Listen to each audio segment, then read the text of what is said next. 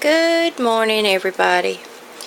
Wanted to bring you a video about the difference between the Lactuca sativa and all of its subvarieties, which are what are the cultivated varieties in the grocery store that we buy, and the Lactuca other species, over 100 at this, over 100 recognized species.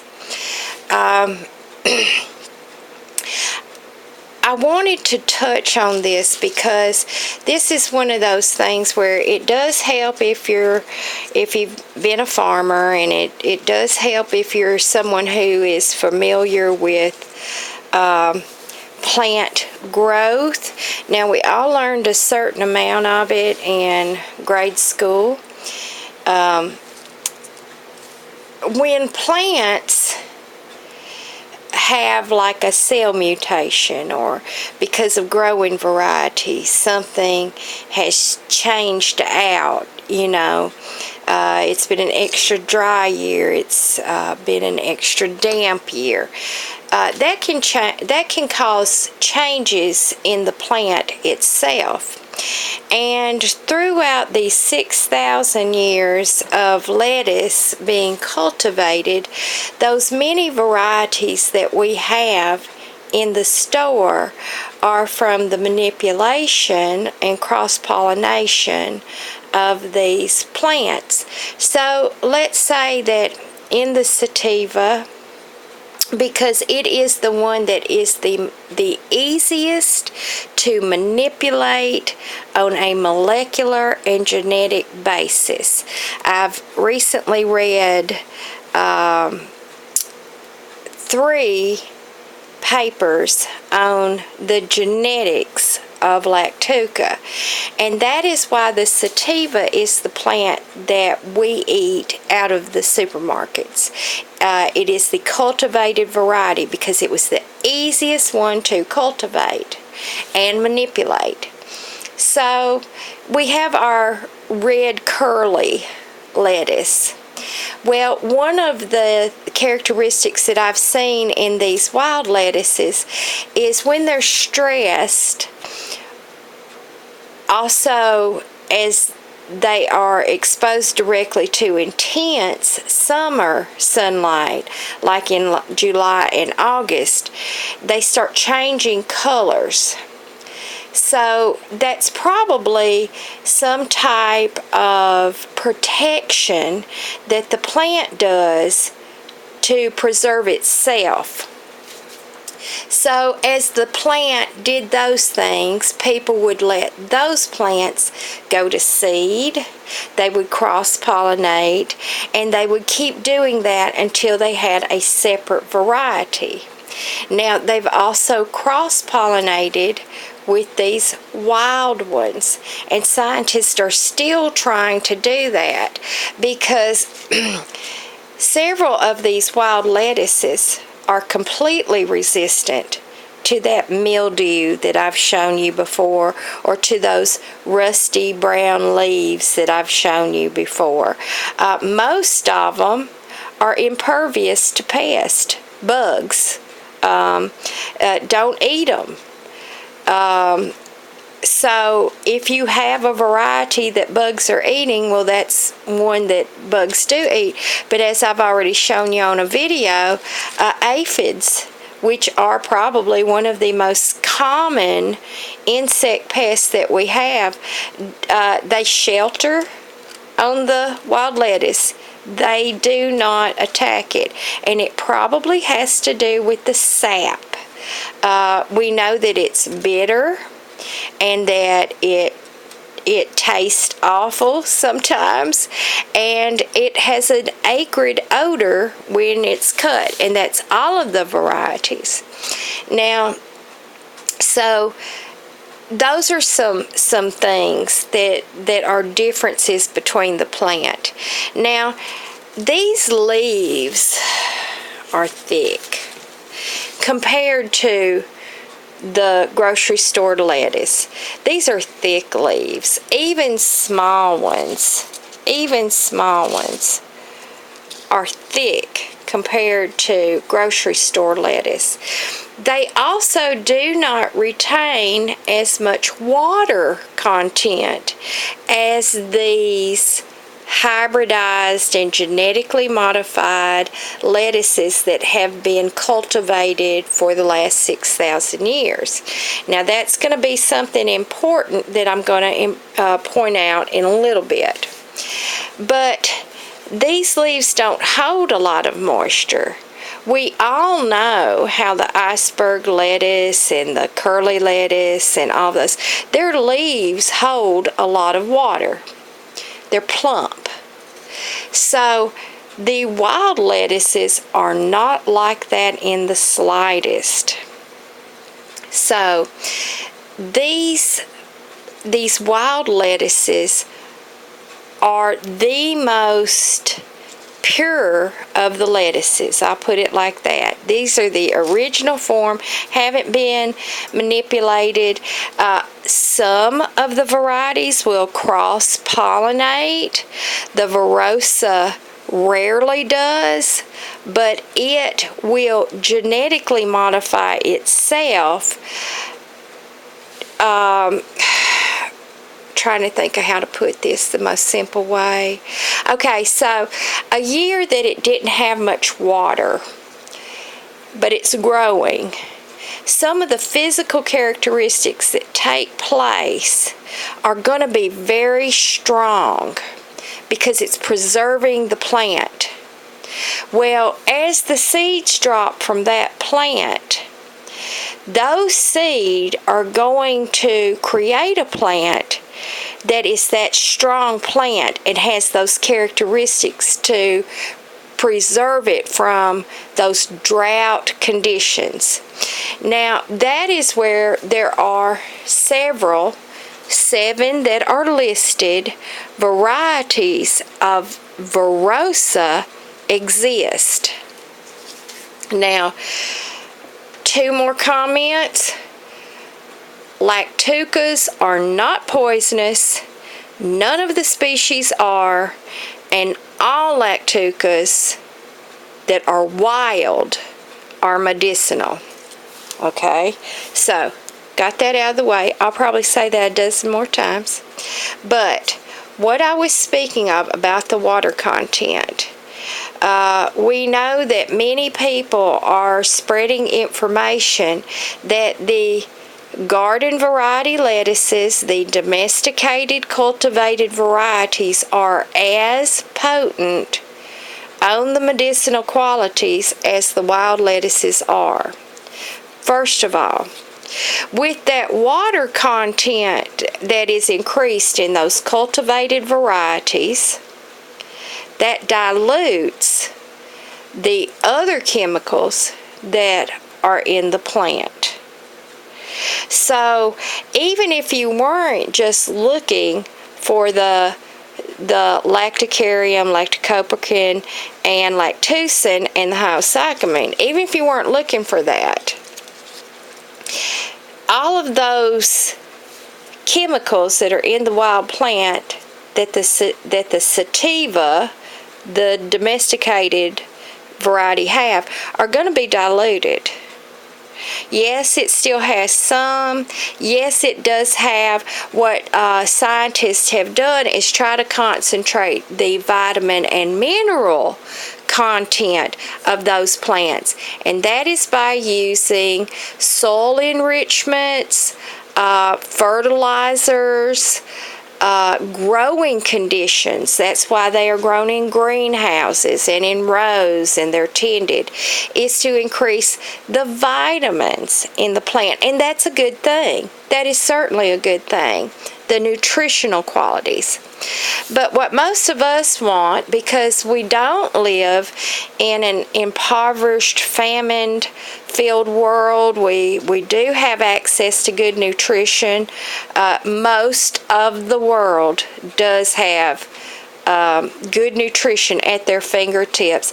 Even the poverty people in inner cities and in the mountains here in America, if they were educated to know to get this, because I've seen, especially the cereola, grows all through the cities.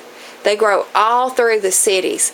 If people were taught to gather those that are in inner cities, if they were taught to eat the dandelions instead of poison them, if they were taught to gather those bloom heads off of dandelion, violets, and clovers, which are on every continent just about, and everywhere, including metropolitan cities. If they were taught to go out and gather those, their nutrition would be optimum as well.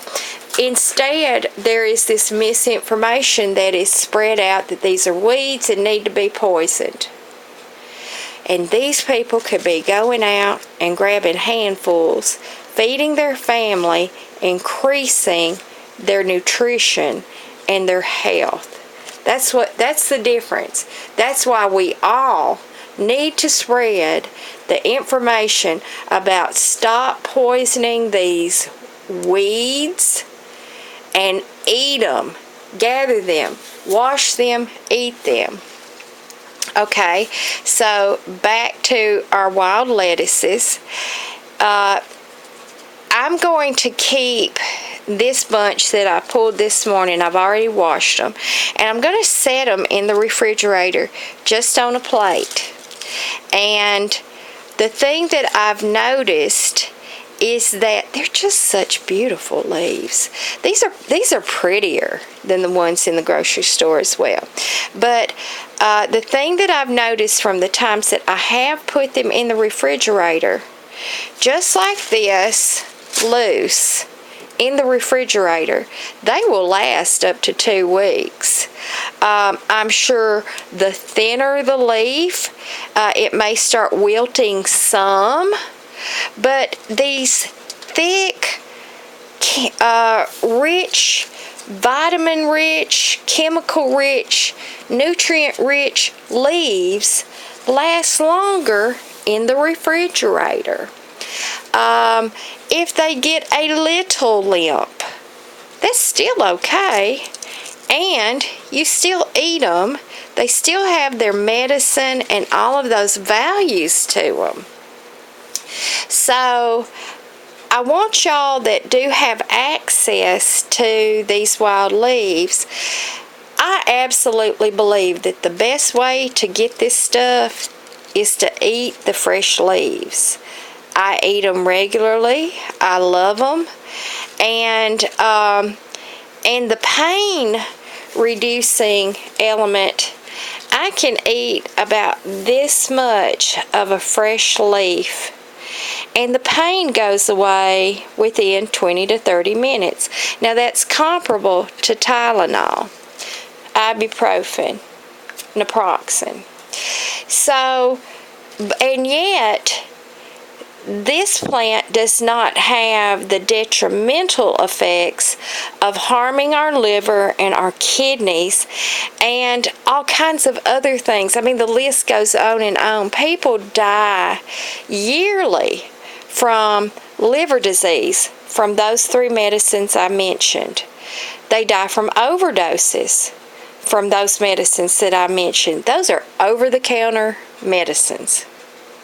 So this is your much better way. This is what we're supposed to do. This is why these plants were put here for us. Also, the other difference is that the domesticated lettuce, the cultivated lettuce, now is being bred to reduce the polyphenols. That's the bitter taste to it. Now, we've all bitten into a piece of that iceberg lettuce, usually part of that thick part that's part of the stalk, part of the ancient remnants of what it used to be, and we've tasted that bitter little taste. Scientists are working to breed that bitterness out. That is reducing the polyphenols. That is the thing that is our protectant. That is our immune booster. That is our antioxidant, antiviral. That is something that we desperately need. And scientists have been working to breed that out for many years. So we're losing the protection that the wild plants naturally afford us when we partake of these garden variety domesticated lettuces. So I did just want to touch on that real quick. These are going to be my snacks, my lunch. Sometimes what I do like some, what do you call it? It would be like sandwich meats. And I'm real partial to roast beef and ham. So what I do is I take one thin slice and put it on here. And then I roll the leaf up around it. Look at that sap starting to come out right there. So I roll that up around it and I eat it. Sometimes I dip it in tzatziki sauce. Now, if you're making a soup, after you've cooked the soup or stew, whatever, right at the end, chop some leaves up and put it in there. You got a sandwich. Instead of using that crappy store lettuce, put the wild lettuce on it. The flavor is wonderful. Plus, you're getting all those benefits. I've got several videos how to work this into your diet. I've got my powder, my little powder that I sprinkle. I sprinkle that onto everything. I've got my dried leaves that I use for everything. Making it as a tea. Now you can take your fresh leaves and make a tea. You can drop it down into something like maybe the ginger bugs that I'm using. If you wanted to, you certainly could. And it would flavor it with the chemicals that are in the plant. You can take the dried leaves and you can make you a cup of any of these commercial teas and put some of the dried leaves over in it. You hardly even taste it, but you're getting those chemical benefits. I'll sit here and I'll eat several of these just in a sitting. They're delicious and they're beneficial. And you've got those sesquiterpenes that oxygenate our blood, give us energy, heal us. So I wanted to bring you some comparisons between the sativa versus all the other wild lettuces. The very fact that the sativa plant was the one that could be manipulated and these others are harder to manipulate shows that it was not the stronger plant to begin with many eons ago. So these have retained their strength. And that's what you want, if you can think of it like that, is you want a plant that has retained its characteristics throughout the assault that man has done to it by civilization. I mean, if you want to phrase it like that. And these are the most powerful. All of these wild lettuces, again, none of the lettuces are toxic. All of the lettuces are medicinal, the wild lettuces. For those of you who see those reports online about toxicity, if you will click on it and actually read it, it states that these people that were lost, these hikers, they only ate the wild lettuce leaves. There were probably other plants around that they could have eaten, and they didn't know that. They also did not have sufficient water. So anything that you eat and ingest and you don't have sufficient water to have it flush through your system, it builds up. And that's with any of our common food. Try to live on a Dorito diet and not have water for 48 hours. Yeah, that's going to be some toxicity right there. Same thing. Anything that you eat and ingest and you do not have your hydration and your fluids to help it flow through the body and eliminate in the way that it's supposed to, it's going to be a problem. So, on that, when they rescued the hikers, within 48 hours they were all fine. So, when you think of it like that, even on a toxic level, the plant's still not toxic. They recovered completely. Then there's another report where teenagers rushed to the emergency room.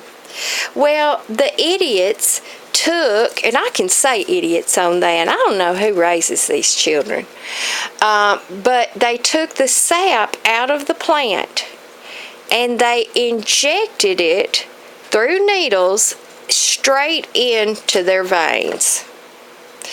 Oh yeah, there's a lot of things that you can't do that with. Can we all agree on that? Even those people recovered immediately with no long-term effects. So that's why I want y'all to in my community post, I'm putting these links, and at this point, I know I've put dozens and dozens and dozens. But if you go back and you click on some of these and you go and start reading for yourself, you read how benevolent this plant is. It's a benevolent plant. It gives back time and time again. It is such a rich bounty of nutrition and medicine. And we need to start harvesting this again. Now, I saw this wonderful stand a block away from my house. They'd all just shot up recently, so I know that they're Varieties, because Varieties seems to be a late maturing of the wild lettuces. And as I slowed down to admire their beauty and think about how I could possibly pillage it, I saw those same no trespassing signs that I have around mine. So, whoever lives in that house knows these are beneficial plants and they are utilizing them as well. And that makes me happy.